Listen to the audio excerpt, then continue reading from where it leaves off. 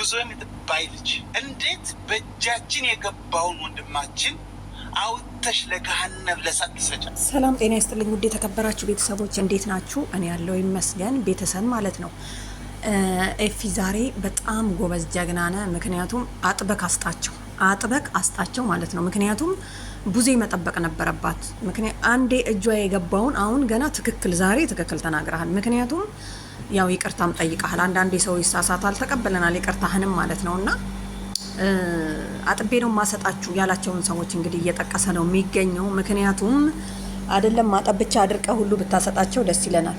ለምን ኤፍሬም ቡዜ እጅ የገባውን ልጅ ነው አውጥተው ለምንድነው የሰጠው? ለአሞራ እንደሰጡት ቁጠረው ማለት ነው። እና በጣም የገረመኝ ነገር ምንድነው በፎቶ ነው ያሰራችበት።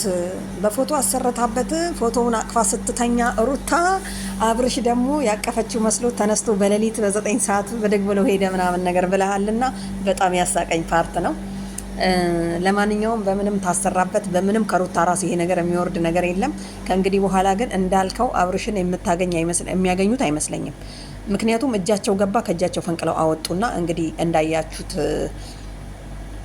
ሄርሜላ መታ ነበረ። በዛን ሰዓት ሄርሜላ መምጣት አልነበረባትም። ምክንያቱም እንደመሰለኝ ሄርሜላ ላይም ሳይዞር አይቀርም መሰለኝ አብርሽ ላይ ያሰሩት እንትን ወደ ሄርሜላም የዞረ ይመስለኛል። ሄርሜላም እሱን እንድትል አብርሽ ደግሞ ሩታን እንዲል ኤፍሬም ደግሞ ከነሱ እንዳይለይ እንግዲህ ማን ነው ብለንኛ በምን እንውሰድ ማለት ነው። እና ለማንኛውም ምን ለማለት ፈልጌ ነው፣ በጣም አጥፍታለች። ዴቭም አጥፍቷል። ምክንያቱም መጠበቅ ነበረበት፣ አብሮት ማደር ነበረበት። ብቻውን ማሳደር አልነበረባቸውም። የታመመ እንትን መጥቶ ቡዜም እንግዲህ ጥላው ለብቻው ነው በሩን ከፍቶ ጥሎ የሄደው መሆን አልነበረበትም። ስለዚህ እጅሽ የገባውን ሰው እንደዛ ስትለምኝ እንደዛ እኔ ጋር ካልተቀመጥክ እስከ 5 ቀን ምናምን ነገር እንዳላልሽ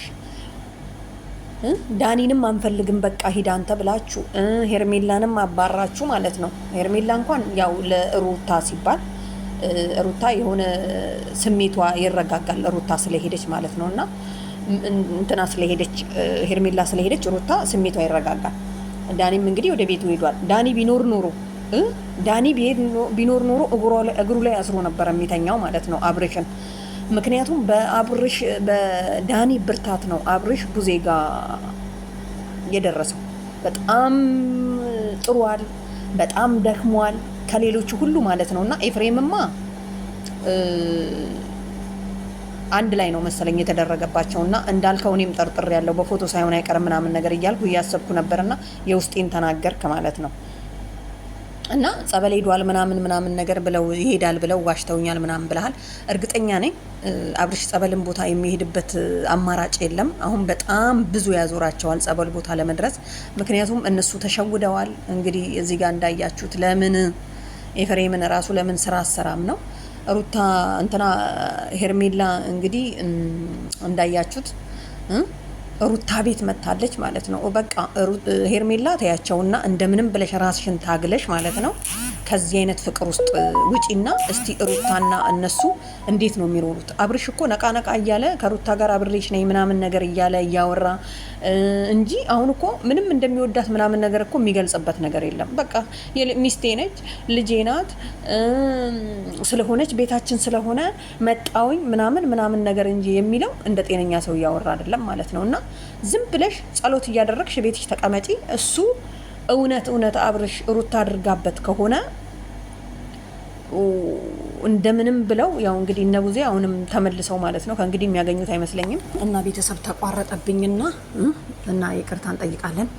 እና ሩታ በቃ እንትና ሄርሚ የምነግርሽ ነገር ቢኖር በቃ አንቺ እቤትሽ ቁጭ በይ፣ ጸሎት እያደረግሽ አብርሽ ወደ ሰላሙ ሲመለሱ አንቺ ጋር ሊመጣ ይችላል ብዬ አስባለሁ። ምክንያቱም ከሩታ ጋር የሚቆይ አይመስለኝም።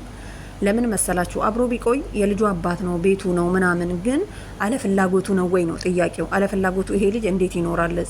ጤነኛ ቢሆን ኖሮ በሌሊት ተነስቶስ እንዴት ይሄዳል? በር ክፍት አድርጎ እህቱ ቤት የሆነ ነገርስ ሌባስ ቢገባባቸው ሊያዘርፋት ነው እንዴ? ስለዚህ ሜሴጅ ስለተጻፈለት ብቻ ብን ብሎ የሚያስኬደው ከሆነ አሁን ይሄ መንፈስ ነው እንጂ መቼም ሰው አይደለም እላው ላይ ያለው ማለት ነው። ስለዚህ የሚናፍቀን ነገር አብርሽ ሂዳን ሄርሜላ ደግሞ እስቲ ጥፍት በይና ከዛ በኋላ ማለት ነው የት ሄደች ብለው ይናፍቁሽ። በቃ አሁን እኮ በግዳጅ እኮ ሆነበት ልጁ። በጣም የገረመኝ ግን ደግሞ ማለት ነው ትንሽ አንድ የሆነ የተሰማኝን ስሜት ደግሞ በዚህ አጋጣሚ ስነግራችሁ ቡዜን የሆነች ልጅ ስሟን አላውቅም ብቻና ዩቲዩበር ናትና ገብቼ ሳዳምጣ ደረሰችው ነው አይቻታለሁ። ቡዜን ያልሰደበቻት ስድብ የለም ማለት ነው። ከስድብ ብንቆጠብ ምን አለበት? ምክንያቱም ይሄን አዲያ ሰጣሽ እኮ እየሰራሽ ያለሽው እነሱ ናቸው። ስለዚህ የእሷ እህት የእሷ ወንድም ምናምን አለ አይደለ? በእነሱ ነው እየሰራሽ አንቺ እየተጠቀምሽ ያለሽው። እና ሰው እስከ ልጆች አለሽ አርፈሽ ተቀመጪ ምናምን አይገባችሁም እንዴ እናንተ? እነሱ ግልጽ መጥተው መናገር አለባቸው። በቃ እኮ ምንም ይደብራል፣ በእውነት ሰው መሳደብ ይደብራል። ሴቶች ግን ሰው አትሳደቡ ማለት ነው። ከወንዶች በላይ ሴቶች በጣም ተሳዳቢ መሆናቸው ዩቲዩብ ራሱ እያስመሰከረ ነው። ይብላኝ ለባላችሁ።